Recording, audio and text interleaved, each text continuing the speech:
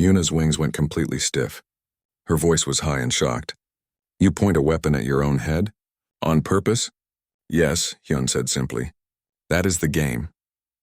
Minho stood up on his back legs, which his people only did when they were very upset.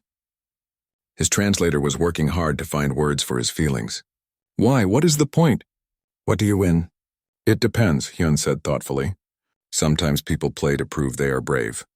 Sometimes they play to make a point about something. Sometimes people bet money on it. And sometimes, he paused, sometimes people play because they feel they have nothing left to lose. Jiho raised one of his tentacles. He was from a species known for being very smart and logical. His people could do math in their heads faster than computers. Part of his body was pulsing as he calculated something. The chance of dying goes up each time, Jiho said. His voice sounded disturbed. By the 6th turn, someone will definitely die. There is no skill in this game. There is no strategy. It is just waiting for death. Yes, Hyun agreed. He did not seem bothered by this at all. Professor Velthar had finally found his voice again. Human Hyun, I must ask you something important. Is this really a game your people play for fun? It is not a punishment? It is not a way to execute criminals? It has been used for all those things, Hyun said. But yes, some people have played it as a game. It appears in many human movies and books. Many humans know about it. A female student named Soyeon spoke up. She had long tendrils growing from her head that could sense emotions. Right now, all her tendrils were curled up tight against her skull. Her people did this when they were upset. I cannot understand how anyone could do this, Soyeon said. Her voice was shaking. The fear would be too much. My people would die from the fear alone before pulling the trigger. Hyun nodded slowly. That is part of what makes humans different, I think. We have a strange relationship with death. Some of us challenge it. Some of us laugh at it. Some of us use danger to feel more alive. Taemin's crystal body had become darker, like a cloud passing over clear glass. On my world, we play games with money or status or time. We never risk our lives. Life is the most important thing we have. Humans know that too, Hyun said. That is exactly why the game means something. If there was no real risk, there would be no point to playing. Professor Velthar was tapping rapidly on his tablet. His mouth parts were clicking very fast. I am looking at human information files right now. I see references to this Russian roulette game. It appears in something called The Deer Hunter. It appears in many books. I see historical records of it being played. Human Hyun, do you know that your species is the only one in all known space to create a game where you either survive or die? There is no middle ground? Hyun thought about this for a moment. No, I did not know that. But I am not surprised. Every other species has dangerous games, the professor continued. He sounded disturbed. But they have safety rules. They have ways to give up. They have injury as a middle result. Your game has no middle result. Either you survive with no harm or you die instantly. 1 chance in 6, Jiho said quietly. His body was still pulsing as he thought about the math. Each time someone pulls the trigger. If the cylinder is spun properly, if the gun works correctly, Taeyoon spoke up. He was from a species that was very good at judging danger.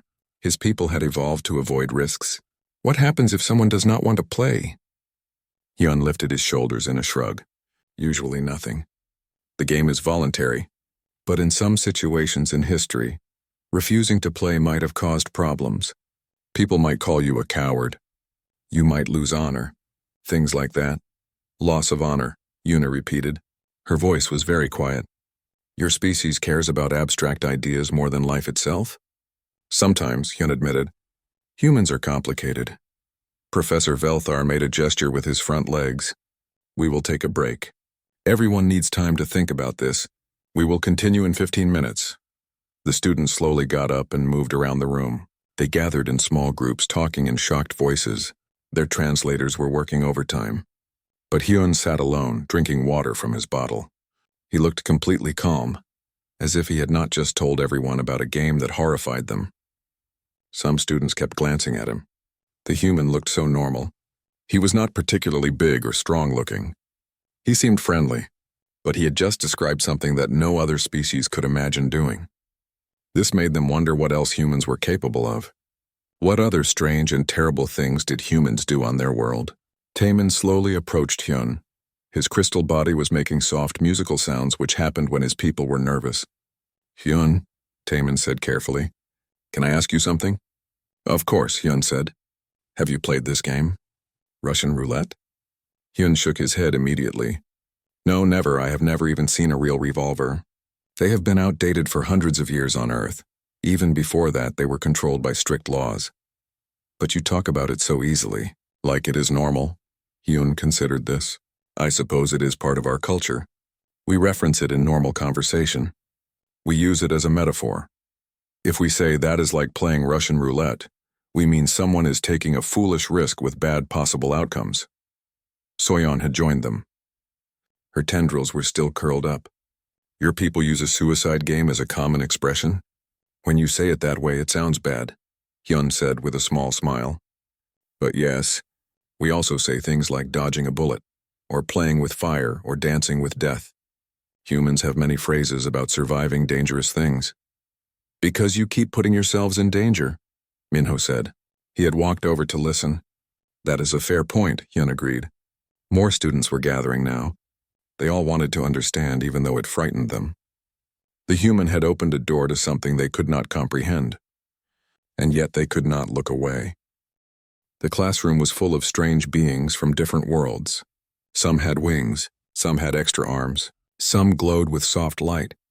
They all sat in special chairs made for their different bodies.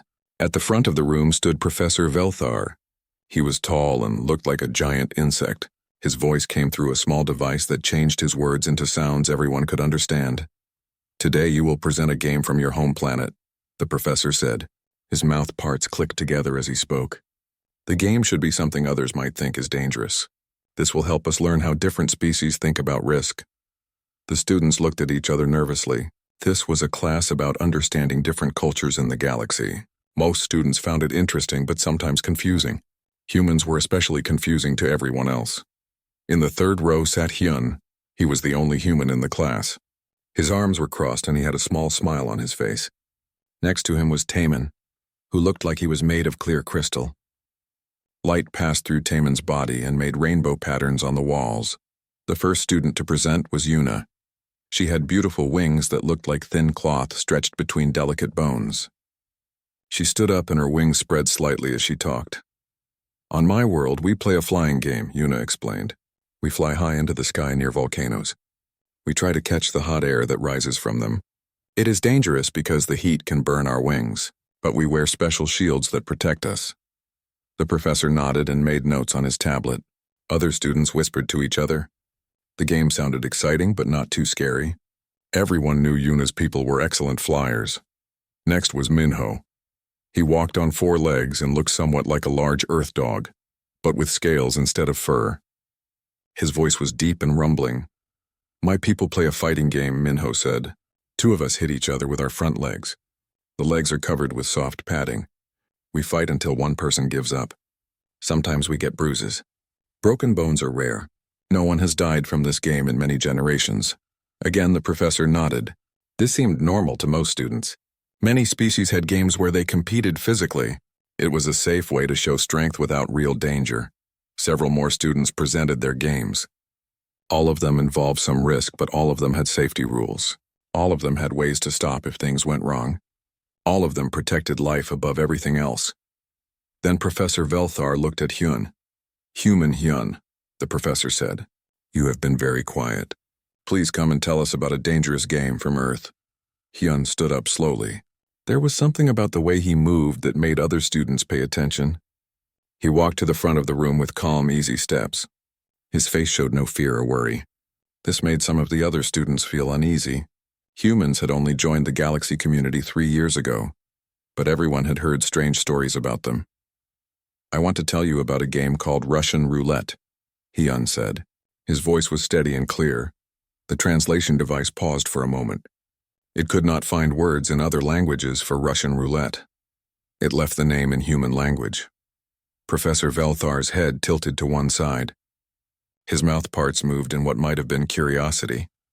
Please explain the rules, the professor said. Hyun's small smile did not change. You need a revolver. That is an old human weapon that shoots bullets. The revolver has a cylinder that holds 6 bullets. You take out 5 bullets and leave only one. Then you spin the cylinder so you do not know where the bullet is. The room became very quiet. Every student was listening now. Hyun continued in the same calm voice. Then you put the gun against your head. You pull the trigger. If there is no bullet in that chamber, nothing happens. You are safe. Then you pass the gun to the next person. They do the same thing. You keep playing until someone loses. Taemin's crystal body made a confused chiming sound. What does the loser give up? Hyun looked at Taemin directly. Their life. For a moment, no one moved. No one spoke. Then the entire classroom exploded with noise. Professor Velthar called everyone back to their seats. His mouth parts were locked in an open position. This was something his species only did when they were completely shocked. The students slowly returned to their places, but everyone kept looking at Hyun. The human sat calmly in his seat as if nothing unusual had happened. We must continue this discussion properly, the professor said. His voice sounded strained even through the translator. Human Hyun has presented something that challenges everything we understand about games, about risk, about the value of life. We cannot simply be horrified. We must try to understand. Yuna raised one wing slightly to get attention. Her wings were still stiff with shock. Professor, I have a question for Hyun. When you spin this cylinder with the bullet, when you put the gun to your head, what are you thinking? What goes through your mind? Hyun leaned forward slightly. I have never played, so I cannot say from experience. But from what I understand, people feel many different things. Some feel fear. Some feel excitement. Some feel nothing at all, which is sometimes why they play. Some people say time seems to slow down. Others say they feel more alive in that moment than any other time. More alive, Taemin repeated. His crystal body was making confused color patterns. By being close to death, you feel more alive. This makes no sense. It is a paradox, Jiho said. His calculation organ was still pulsing under his skin. But I think I understand the logic even if I do not agree with it. When death is very close, every moment becomes important. Your senses become sharp. You notice everything. In that way, you are more aware of being alive. That is exactly right, Hyun said, nodding at Jiho. Humans sometimes seek extreme experiences to feel that heightened awareness. Russian roulette is the most extreme version of that. Minho shook his large head. On my world, we value life above all else. We compete for mates, yes. We fight, yes. But we have rules to prevent death. Even our predators have instincts that stop them from killing their own species unnecessarily. What you describe is not natural. Maybe not for your species, Hyun said gently. But for humans, it is more complicated. We have instincts for survival, of course. Very strong instincts. But we also have the ability to override those instincts. We can choose to face death even when everything in our bodies tells us to run. Soyeon's tendrils uncurled slightly. As an empath, she was starting to sense something beneath Hyun's calm exterior. There is sadness in this game. I can feel it even thinking about it. This is not really about fun or excitement. There is pain underneath. Hyun was quiet for a moment. His face became more serious. You are right. Russian roulette is not a happy game. It often comes from dark places. People who play it are often dealing with despair, with feeling that life has no meaning, with being in situations where they feel they have no control. The game gives them control over the one thing they can control, whether they pull the trigger. But that is not control, Daeon protested. His species understood risk better than most. You cannot control where the bullet is. You cannot control if you live or die. You only control the action of pulling the trigger.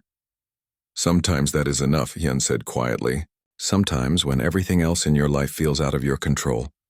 Making one choice, even a dangerous choice, feels better than making no choice at all. Professor Velthar was accessing more data on his tablet. I am reading about human psychology now. I see references to something called suicidal ideation. I see information about depression, about trauma, about hopelessness. Human Hyun, is Russian roulette connected to these conditions? Often, yes, Hyun admitted. Not always. Sometimes it has been used as a test of courage, especially in military contexts. Sometimes in gambling. But yes, often it involves people who are struggling with dark thoughts. The classroom was silent as everyone processed this. The idea that a species would create a game around their own mental suffering was completely foreign to them. Yuna spoke again, her voice soft. On my world, if someone is suffering like that, the community gathers around them. We sing together. We fly together. We remind them they are not alone. We would never give them a weapon and ask them to test their will to live. That sounds beautiful, Hyun said. And he meant it. Humans do that too, in our own ways. We have therapy, support groups, friends, family. But we also have a darker side. We do not always handle pain well. And sometimes, historically, we have turned pain into rituals or games or tests. Jiho's tentacle waved as he spoke. I have been calculating more than just the odds of the game. I am thinking about what kind of society creates this. You would need a culture where individual life is valued but also expendable, where honor or courage can be worth more than survival, where death is common enough that gambling with it seems almost normal. That describes much of human history, Hyun confirmed. For thousands of years, humans died young. Disease, war, accidents, famine, death was everywhere. We had to develop ways to cope with it. Some were healthy, some were not. Russian roulette falls into the not healthy category. Taemin's color shifted to a deep blue, which indicated he was thinking hard. But your species has advanced now. You have medicine. You have eliminated most diseases. You live longer than you did in the past. Why does this game still exist in your culture? Cultural memory is strong, Hyun explained. Even though most modern humans never face the kinds of desperate situations that created this game, we still carry the knowledge of it. It appears in our stories, our films, our literature. It has become a symbol of human darkness, of the edge we sometimes walk between living and giving up. Soyeon's tendrils were now fully extended, sensing the emotional weight in the room. What disturbs me most is not the game itself, but what it says about human loneliness. Other species, when we face death, we face it together. We support each other. But this game is often played alone or in small groups away from help. It suggests humans face their darkest moments in isolation. Hyun nodded slowly. That is very perceptive. Yes, humans can be very lonely, even in crowds. We have strong social bonds, but we also have a tendency to hide our pain. We often suffer in silence. Russian roulette is an extreme example of that tendency. Minho stood up again, agitated. But this makes no sense from a survival perspective. A species that cannot support its members when they suffer should not survive. Yet humans are thriving. You have spread across your solar system. You have developed advanced technology. You have joined the galactic community. How? Because we are contradictions, Hyun said. We can be incredibly supportive and incredibly isolated. We can be brilliantly rational and completely irrational. We create beautiful art and terrible weapons. We are capable of great love and great cruelty, often within the same individual. Russian roulette is just one small piece of that contradiction. Professor Velthar set down his tablet. I have been an educator for 40 cycles. I have taught students from 70 different species. I thought I understood the range of intelligent behavior. But this challenges fundamental assumptions I did not know I had. What assumptions? Hyun asked. That intelligent species naturally move toward preservation of life. That as a species advances, it becomes more protective of its members. That culture evolves to reduce suffering, not ritualize it. The professor's voice was heavy. Humans seem to do the opposite sometimes. You take suffering and make it into stories. You take danger and make it into games. You take death and make it into metaphors. We also make death into art, Hyun added. We have entire genres of music, literature, and visual art dedicated to exploring mortality, loss, and endings. Other species find this morbid, I know. But for humans, it is how we process the fact that we die. Daeun had been quiet, running risk calculations in his head. Now he spoke up. I think I understand something now. Most species try to forget death. We avoid thinking about it. We focus on the present and the future. But humans cannot forget. You think about death constantly. So you had to find ways to live with that awareness. Some of those ways are healthy. Some, like this game, are not. But they all serve the same purpose, to make death manageable. That is a good analysis, Hyun said. Death is always there in human consciousness. We cannot ignore it like some species can. So we confront it, mock it, challenge it, fear it, accept it, whatever we need to do to keep living despite knowing we will die. Yuna's wings finally relaxed a little. This is the saddest thing I have learned about humans. Not that you play this game, but why you play it. You are a species living with constant awareness of your own mortality, finding ways to keep going anyway. When you put it that way, it almost sounds noble, Hyun said with a slight smile. But I want to be clear, Russian roulette is not noble. It is dangerous and often tragic. People have died playing it. Families have been destroyed. It has caused immense pain. I am not defending it. I am just explaining it. Soyeon spoke gently. We understand that. You are being honest with us about a dark part of your culture. That takes courage too. A different kind of courage than pulling a trigger, but courage nonetheless. The other students murmured agreement. The initial horror was fading into something more complex. A mixture of sympathy, confusion, and a strange kind of respect. Hyun had shown them something terrible about humanity, but he had also shown them something true. Professor Velthar stood up. I think we have covered enough for today. This has been intense.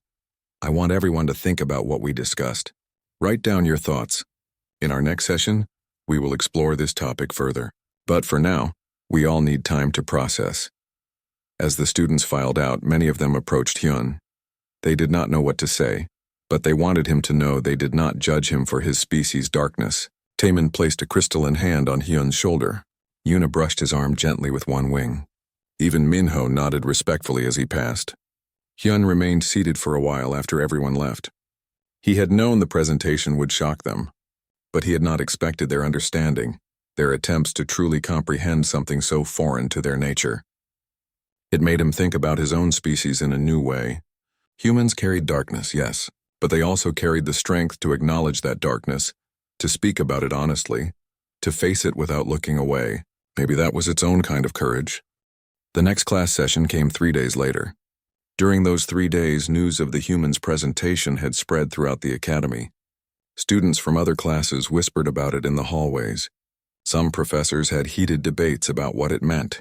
The academy's central computer had recorded an unusual spike in searches about human culture and psychology.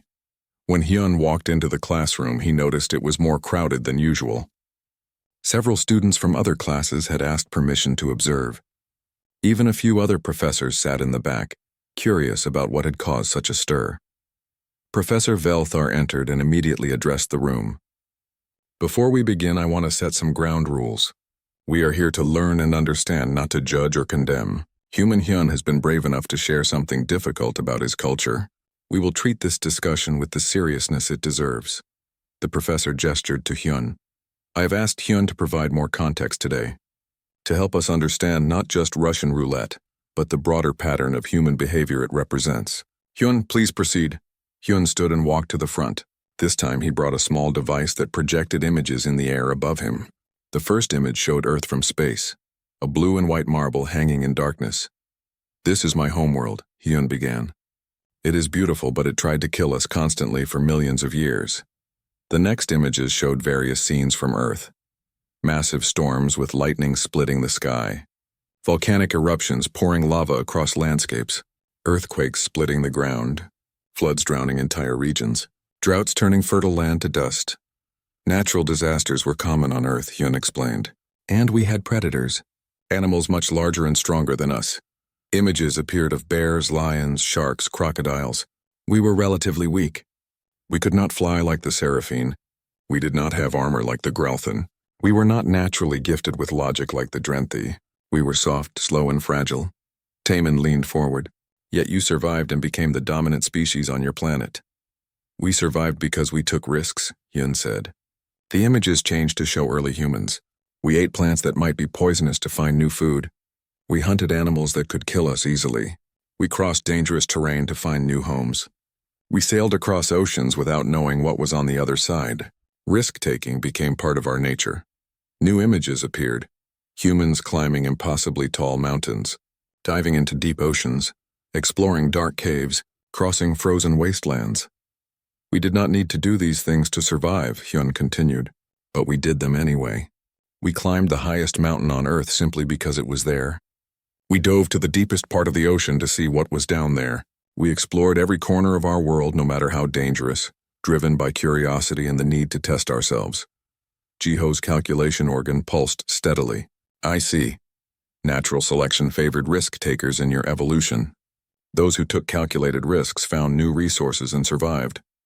Those who were too cautious faced other dangers. Starvation, being trapped in unsafe territories. Risk-taking gave you an advantage. Exactly, Hyun confirmed. But it went beyond survival calculations. Humans took risks that made no logical sense. We did dangerous things simply because they were challenges. This became part of our culture, our stories, our values. The images shifted to show human warriors throughout history. We also fought each other constantly. For most of human existence, war was common. Different groups competed for territory, resources, and power. Warfare taught us about courage, about facing death, about making quick decisions under pressure. Daeun shifted uncomfortably, but cooperation would have been more beneficial. Working together achieves more than fighting. In the long term, yes, Hyun agreed. And we did learn to cooperate eventually. But for thousands of years, competition and conflict were normal. In that environment, facing death became almost routine. Warriors were respected. Courage in battle was valued above almost everything else. He paused, then showed an image of an old revolver. In this context, games like Russian roulette emerged. They reflected the reality we lived in. They simulated the randomness of death and war. They tested courage when there was no war to fight. They gave people a way to prove themselves, to show they were not afraid of death. Soyeon's tendrils were extended, absorbing all the emotional information in the room. I am beginning to understand. This game is a product of a violent history. It carries the weight of all those years of warfare and danger. Yes, Hyun said, but there is more to it than that. The images changed again, showing human cities, hospitals, schools. As we advanced, as we created safer societies, something strange happened.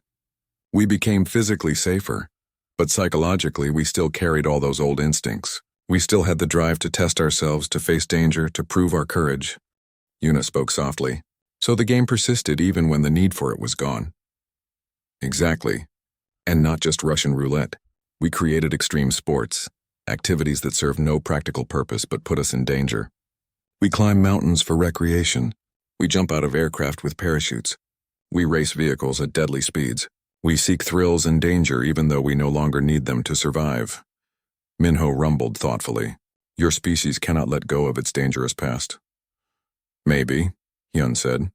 Or maybe danger gives us something important. A way to feel alive, a way to test our limits, a way to touch that edge between life and death that defined us for so long. Professor Velthar had been taking notes throughout. Now he spoke. Human Hyun, I have been researching your early space exploration. I found something disturbing. The first humans to travel to space had a significant chance of dying. Your early rockets failed often, yet you kept sending humans up even after fatal accidents. This seems to fit the pattern you describe. It does, Hyun confirmed. The first human in space knew he might not return. Many astronauts died during the early space program. We built monuments to honor them, mourned them, and then sent more humans into space, because the risk was worth it for what we might discover. Taemin's light patterns shifted to amazed colors. My people would never accept such losses. We developed our space program over centuries, taking every precaution. We did not send living Velcorin into space until we were absolutely certain of their safety. And that is a reasonable approach, Hyun said. But it is not the human approach. We were willing to accept casualties to move faster, to learn more, to reach further. Some would call this reckless. Others would call it brave. Perhaps it is both. A student from another class raised a claw. His species had not been introduced yet. Human Hyun, I have a question. Do you think this behavior is good or bad for your species? Hyun considered this carefully. That is a difficult question. Our risk-taking helped us advance quickly. We developed technology faster than most species. We explored our entire planet and solar system in a relatively short time. We have achieved much because we were willing to try dangerous things. He paused. But we have also suffered greatly. We have died in wars, accidents, failed experiments. We have lost countless lives to unnecessary risks. Russian roulette itself has killed many people. People who might have lived long, productive lives if they had not played that game. So the answer is complicated. Our nature has helped us and harmed us. Jiho raised a tentacle. I have been thinking about the mathematics of your species. If risk-taking is genetic, selected for by evolution, then it cannot easily be removed. Even if modern humans do not need it, it persists. This explains why dangerous games continue even in safe societies. That is a good point, Hyun said. We carry our evolutionary past with us. Even humans who live in perfectly safe environments often feel restless, bored, driven to seek challenges. Some channel this into positive activities, sports, exploration, scientific research. Others channel it into negative activities, violence, gambling, dangerous games. Soyeon spoke gently.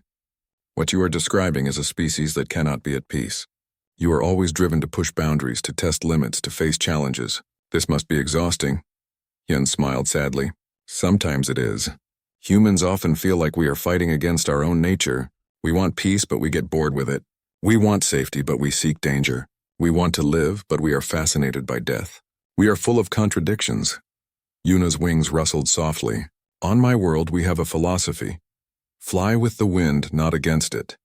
It means to accept your nature and work with it, not fight it. But humans seem to fly against the wind constantly. That is a beautiful way to put it, Hyun said. And you are right. Humans often struggle against themselves, but maybe that struggle is what defines us. Maybe the tension between our desire for safety and our drive for risk is what makes us human. Professor Velthar stood up. I think we are beginning to understand the deeper context. Russian roulette is not just a game.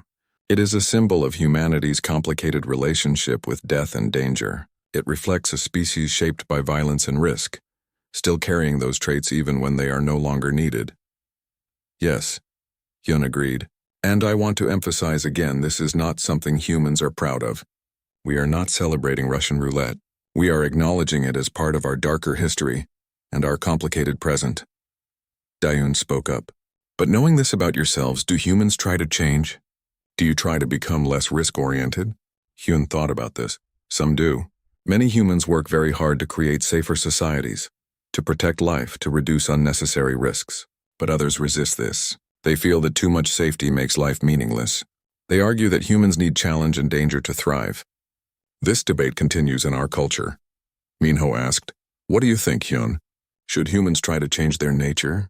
I think we should keep what serves us and try to reduce what harms us, Hyun said slowly. Risk-taking helped us survive and advance. But unnecessary risk like Russian roulette only causes pain.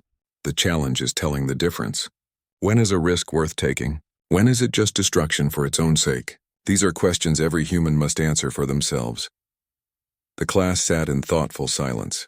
They were beginning to see that humans were not simply reckless or death-seeking. They were a species shaped by a harsh world, carrying adaptations that once served them well but now sometimes caused suffering.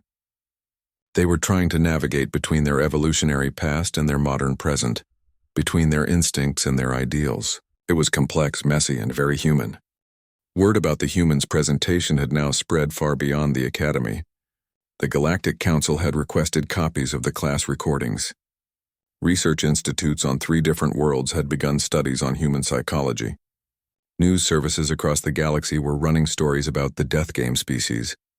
Some coverage was sensational and unfair. Some was genuinely curious and respectful. Professor Velthar decided to dedicate several more class sessions to exploring human culture in depth. He felt this was too important an opportunity to waste. Understanding humans might be key to understanding how different species could be, while still being intelligent and civilized. On this particular day, the classroom was arranged differently. Instead of the professor lecturing from the front, the chairs were arranged in a circle. This was meant to encourage discussion and sharing, rather than just receiving information. Hyun sat in the circle between Taemin and Yuna. He had become somewhat of a celebrity in the academy, though not always in ways he enjoyed. Some students avoided him now, frightened by what his presentation revealed. Others sought him out constantly, full of questions. He tried to be patient with both reactions. Today we will have an open discussion, Professor Velthar announced. I want to explore why human risk-taking behavior is so different from other species. I have invited several guest speakers who have studied human culture. The first guest was an elderly Velkoran named Kwan. His crystalline body was clouded with age, showing he had lived for many centuries. He projected knowledge and wisdom. I have studied 17 different intelligent species, Kwan said in a voice like wind chimes. Each species has unique traits shaped by their evolution. But humans are unusual in one specific way. Your death awareness combined with your short lifespan creates a unique psychological pressure. He showed data in the air. Most long-lived species like my own think in terms of centuries. We can wait patiently because we have time. Short-lived species usually have rapid reproduction and think mainly about immediate survival. But humans are short-lived and individually conscious of your own mortality. You know you will die soon, relatively speaking, and this knowledge shapes everything you do. Jiho's calculation organ pulsed as he processed this. So humans feel urgency that other species do not feel. You must accomplish things quickly because you do not have much time. Exactly, Quan confirmed. This creates what we call mortality pressure. It drives humans to take risks that long-lived species would never take. Why wait a century to develop safe space travel when you might be dead in a century? Better to risk it now and see results in your lifetime. Hyun nodded slowly. I never thought about it that way, but yes, human history is full of people rushing to accomplish things before they died. We celebrate those who achieve much in short lives. We even have a saying, life is short. The second guest speaker was a Growthan named Bowman. His four-legged frame was larger than Minho, and his scales had patterns that indicated he was a senior researcher. I have been studying human warfare, Bowman said in his deep voice. What I found disturbed me greatly. Humans have fought more wars than any species we have records of. But more interesting is how you fight. You have concepts like acceptable casualties and necessary sacrifices.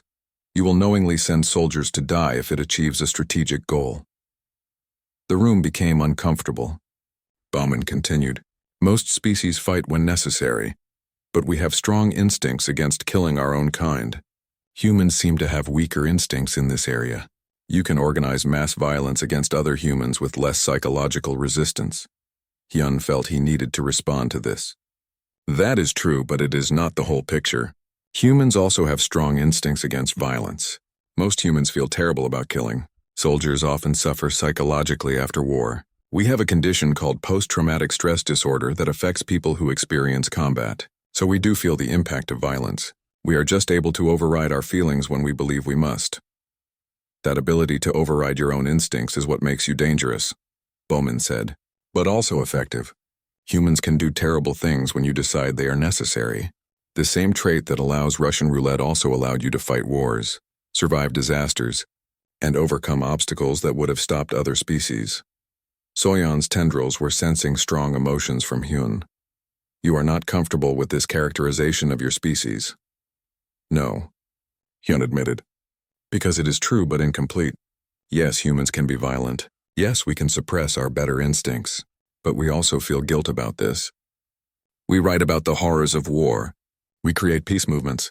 We try to build better systems to prevent violence. We are not just violent creatures. We are violent creatures who are disturbed by our own violence. Yuna spoke softly. That might be worse in some ways. To know you are capable of terrible things and do them anyway. Or better, Taemin offered, to know you are capable of terrible things and choose not to do them. That is moral choice. Species without the capacity for violence do not choose peace. They simply cannot do otherwise. Humans can choose. Professor Velthar clicked his mandibles thoughtfully. This is an important distinction. Humans have agency over your darker impulses. The question is how often you exercise that agency. The third guest speaker was introduced. Her name was Nari, and she was a Seraphine psychologist. Her wings were a deep purple color that indicated she was a specialist in trauma and recovery. I want to talk about something different, Nari said. I have been studying humans who have experienced terrible things. War, disaster, violence. What I found is that humans have extraordinary psychological resilience. You can endure suffering that would break most species and still continue functioning. She showed brain scans and data. Humans have sophisticated coping mechanisms. You create meaning from suffering. You tell stories about your pain. You form connections with others who have suffered. You even use humor about dark topics as a way to process trauma. This resilience is remarkable. Hyun felt a wave of recognition. That is true. Humans have survived terrible things throughout our history. We adapt to conditions that seem unbearable. We find ways to keep living even when we have every reason to give up. But this resilience has a cost, Nari continued. Because you can endure so much, you sometimes endure things you should not have to endure. You normalize suffering. You create cultures where terrible conditions are accepted because humans can handle it. Russian roulette is an example of this. In a healthier culture, such a game would be unthinkable. But humans have endured so much that even a game with death stakes seems somehow acceptable. The room was quiet as everyone absorbed this. Minho finally spoke. So humans are tough, but maybe too tough for your own good. Sometimes, Hyun agreed. We pride ourselves on being able to handle anything. But this sometimes prevents us from asking, should we have to handle this? Could we create better conditions instead of just enduring bad ones? Down raised a concern. I worry about what happens as humans spread through the galaxy. If you can endure terrible conditions and take extreme risks, you might colonize places that are too dangerous. You might attempt things that should not be attempted. You might inspire other species to take risks they are not equipped to handle. Professor Velthar considered this seriously. This is a legitimate concern. The Galactic Council has discussed this very issue. Humans could destabilize the careful balance we have maintained for millennia. Or we could help you grow, Hyun countered. The galaxy has been peaceful and stable for a long time. But has it been growing? Has it been exploring? Has it been pushing boundaries? Or has it been stagnant? This touched a nerve. Several students shifted uncomfortably. Taemin's light patterns flickered with discomfort. We have not been stagnant, Quan said, but his voice was uncertain. We have been careful, measured, sustainable. But when was the last major discovery? Hyun asked gently. When was the last time any species attempted something truly new and dangerous? When was the last time the galaxy changed in a significant way? No one answered immediately. Finally, Jiho spoke. It has been approximately 3,000 cycles since the last major advancement. We have been maintaining existing systems and slowly improving them. We have not pursued revolutionary changes because they are too risky. Exactly, Hyun said, and maybe that is wise. Maybe slow, steady progress is better than rapid, risky advancement, but maybe the galaxy needs some of both. Maybe humans can provide the risk-taking, while other species provide the caution. Together we could accomplish more than any species could alone. Bowman rumbled thoughtfully. This is an interesting proposition, but it requires trust.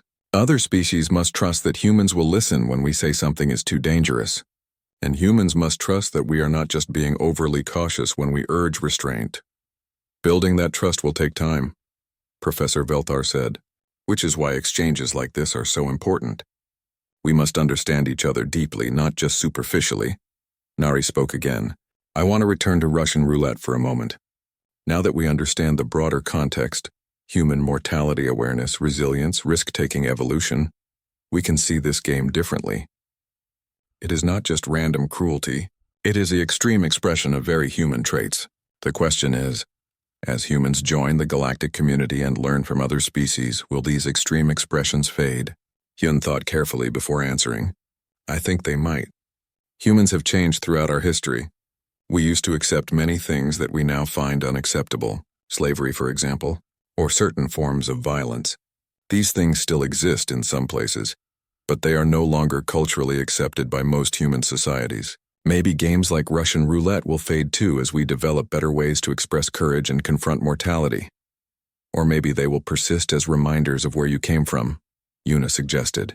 As symbols of the darkness you emerged from, not practiced but remembered. That would be healthier, Soyeon said, to remember your history without repeating it. The discussion continued for another hour. They talked about human art, which often depicted violence and death in ways other species found disturbing.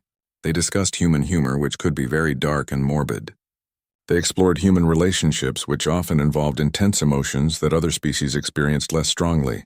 Through it all, a picture emerged of humanity as a species of extremes, capable of great love and great hate, able to endure terrible suffering and inflict it, driven to explore and create but also to destroy, aware of death constantly yet determined to live fully anyway. Humans are exhausting to understand, Minho finally declared. You are full of contradictions, Hyun laughed. You are not the first to say that. Humans find ourselves exhausting too sometimes. As the session ended, Professor Velthar made an announcement. I am going to propose a new course to the Academy. A deep study of human culture and psychology. I believe understanding humans will be crucial for the future of the galactic community. Human Hyun, would you be willing to assist in teaching this course? Hyun was surprised. I am just a student myself, Professor.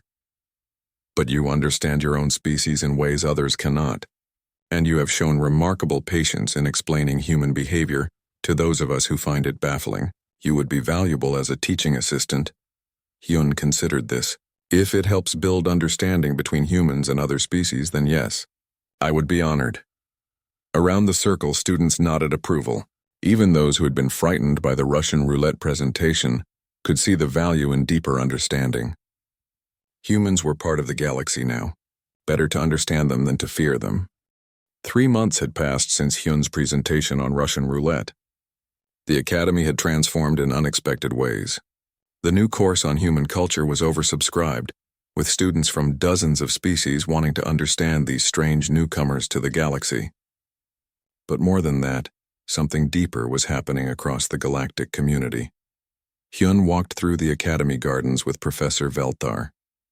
The professor had requested this private meeting, and Hyun was curious about what he wanted to discuss. The garden was beautiful, filled with plants from many worlds, creating a strange but harmonious ecosystem. "Human Hyun, I wanted to show you something," Professor Velthar said. He pulled up a holographic display. "These are proposals that have been submitted to the Galactic Council in the past 3 months. Look at them." Hyun scanned the list. His eyes widened as he read. Expedition to the Forbidden Zone. Investigation of the dark matter anomaly. Prototype testing of experimental faster-than-light drive. These are all high-risk proposals. Exactly, the professor said. For the past 1,000 cycles, the council received perhaps 1 or 2 risky proposals per cycle, and usually rejected them. In the last 3 months, we have received 47 such proposals, and several have been approved. Hyun felt a mix of pride and concern. Because of my presentation? Because of what your presentation represented, Professor Velthar corrected. You showed us that intelligent beings could have a very different relationship with risk than we assumed. This has caused many species to reconsider their own approach to danger and exploration. They walked further into the garden. A group of Seraphine students were practicing aerial maneuvers nearby, flying higher and faster than Hyun had seen before. One of them was Yuna. She saw Hyun and glided down to join them. "Hyun," she called out, her wings spreading wide. "I wanted to thank you. Your presentation changed something in me. I have been flying higher and attempting more difficult maneuvers. It feels liberating." "I am glad," Hyun said. "But please be careful. I did not mean to encourage reckless behavior." Yuna's laugh was like musical bells. "I am being careful. But I realized I had been too careful. I had let fear limit me. Watching you talk about Russian roulette, something so terrifying, with such calmness made me realize I could face my own smaller fears." After she flew back to her practice, Professor Velthar continued. "This is happening across many species. The Drenthi Science Academy has begun approving experiments they would have rejected before. The Velkaran Exploration Guild is planning missions to regions they previously considered too dangerous. Even the ancient Celestials have expressed interest in observing human risk assessment methods." They reached a quiet spot with a bench. Both sat down. Hyun noticed Taemin approaching with Minho and several other students from the original class. "We hoped we would find you here," Taemin said. His crystal body was glowing with excited colors. "We wanted to share something with you." Minho stepped forward.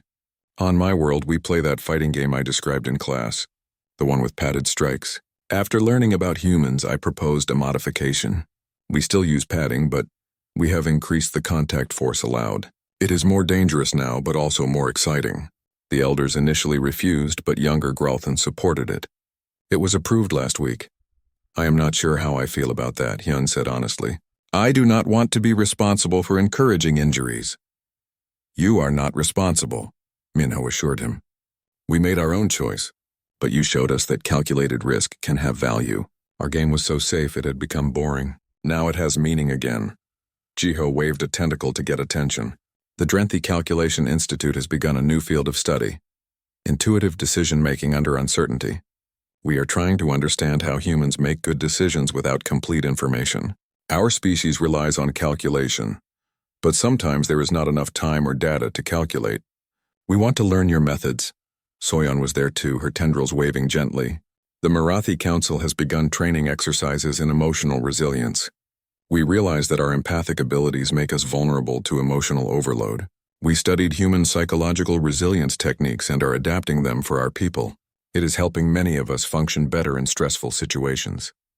Hyun looked around at all these students.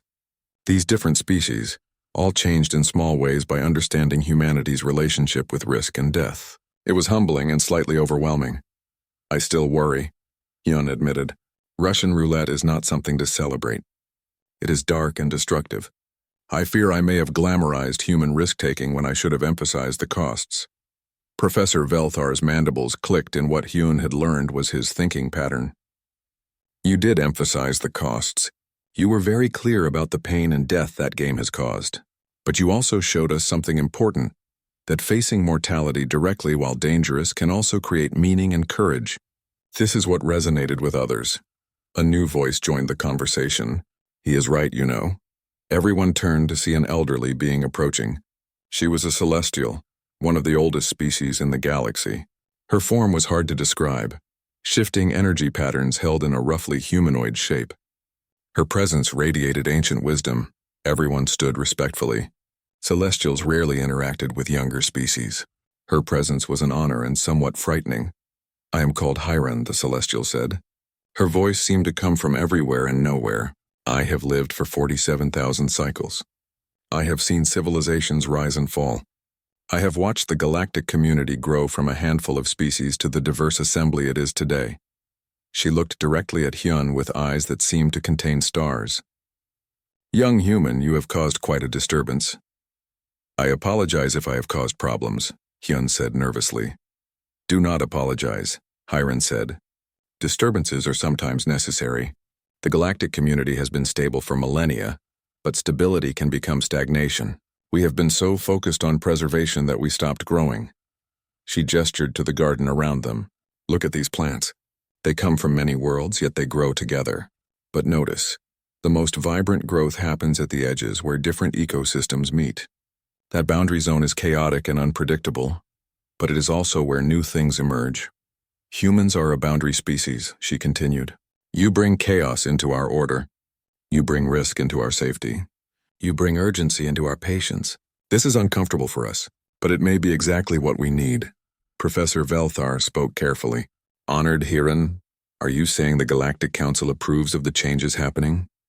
Approve is too strong a word, Hiran said. We are watching carefully. Some changes concern us, but overall we see potential. The galaxy was becoming too safe, too predictable, too slow. Humans may help us remember how to take chances on important things. She turned back to Hyun. But you must also learn from other species. Your risk-taking must be tempered with wisdom. Your urgency must be balanced with patience. Your courage must be guided by consideration for others. Alone, human traits could be destructive.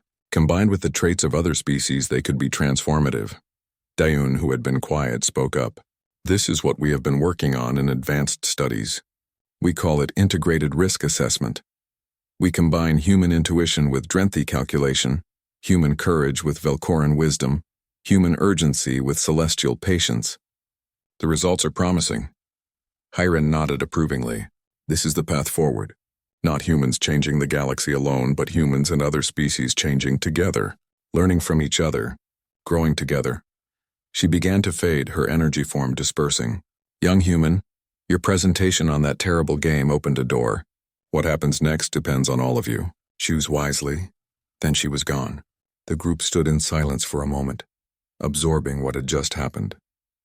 A celestial had personally addressed them. It was something most beings never experienced in their entire lives. Finally, Taman spoke. So what do we do now? Professor Velthar clicked his mandibles decisively. Now we work. The Council wants to establish joint research teams. Humans working with other species on challenging projects. They want to see if integrated approaches achieve better results than single-species efforts. He looked at Hyun. They specifically requested that you participate in one of these teams. Your ability to explain human thinking to other species is valuable. Are you interested? Hyun felt the weight of responsibility settling on his shoulders. What kind of projects? Various types. Some are exploring dangerous regions of space. Some are developing new technologies. Some are solving complex social problems. You would be paired with specialists from other species. Together, you would tackle challenges that no single species has been able to solve alone. Hyun thought about Russian roulette, about the dark game that had started all of this. He thought about how something terrible could somehow lead to something potentially good. How sharing human darkness had somehow brought light to the galaxy's stagnation. Yes, he said. I will participate. But on one condition. What condition? The professor asked. That we always remember the cost of risk. That we honor those who take chances and fail, not just those who succeed. That we never forget that behind every great achievement are often many failures and losses. Humans have a tendency to glorify our successes and minimize our costs. I do not want the galactic community to make the same mistake. Professor Velthar's mandibles spread in approval. A wise condition. Agreed. Over the following weeks, Hyun joined his first integrated team. It included Jiho for calculation, Yuna for spatial awareness and flight dynamics, Taemin for long-term planning, and Bowman for physical resilience. Their mission was to explore a nebula that had unusual properties. Previous expeditions had turned back because the risk seemed too high. The team met in a briefing room. Maps and data floated in the air between them. Jiho had calculated optimal paths through the nebula. Taemin had planned contingencies for various scenarios. Bowman had designed safety protocols. Yuna had studied the flight dynamics needed to navigate the space. But something was missing. The plan was thorough and safe, but it was also conservative. It would take months and might not reach the most interesting regions of the nebula. Hyun studied the data quietly. Then he spoke. What if we approached from this angle? He highlighted a path no one else had considered. It is riskier. We would pass through areas of higher radiation. But we could cut our travel time by 60% and reach the core of the nebula, where the unusual readings are strongest. The team went quiet. They looked at the path Hyun proposed. By old galactic standards, it was too dangerous to consider, but by human standards, it was a calculated risk with potentially high rewards. Jiho calculated rapidly. The radiation is within tolerance if we use enhanced shielding. The risk of equipment failure increases by 23%. But the scientific value of reaching the core, it is significant. Yuna studied the flight path. I can navigate this. It will require precise maneuvering, but it is possible. Taemin considered the long-term implications. If we succeed, we gain valuable data. If we fail, we lose 1 ship and 5 lives. But we would also gain knowledge from our failure that would help future expeditions. Bowman rumbled thoughtfully. The safety protocols would need adjustment. But they can work with this path. They looked at each other. This was the moment. The old way was to choose the safe path. The new way was to balance safety with ambition, caution with courage. Let us do it, Jiho said finally. The calculated risk is acceptable. The others agreed. And in that moment, something shifted. It was a small shift, barely noticeable. But it represented a new way of thinking in the galaxy. Not reckless human risk-taking. Not overly cautious alien conservatism. But something in between. Something better than either species could achieve alone. Their expedition launched 2 weeks later. As their ship entered the nebula, Hyun thought about Russian roulette one more time. That terrible game with its 1 in 6 chance of death. He would never play it. He would never recommend it. It remained a dark symbol of humanity's troubled relationship with mortality. But somehow talking about that darkness had brought light. Had opened conversations that needed to happen. Had pushed the galaxy to question assumptions it had held for millennia.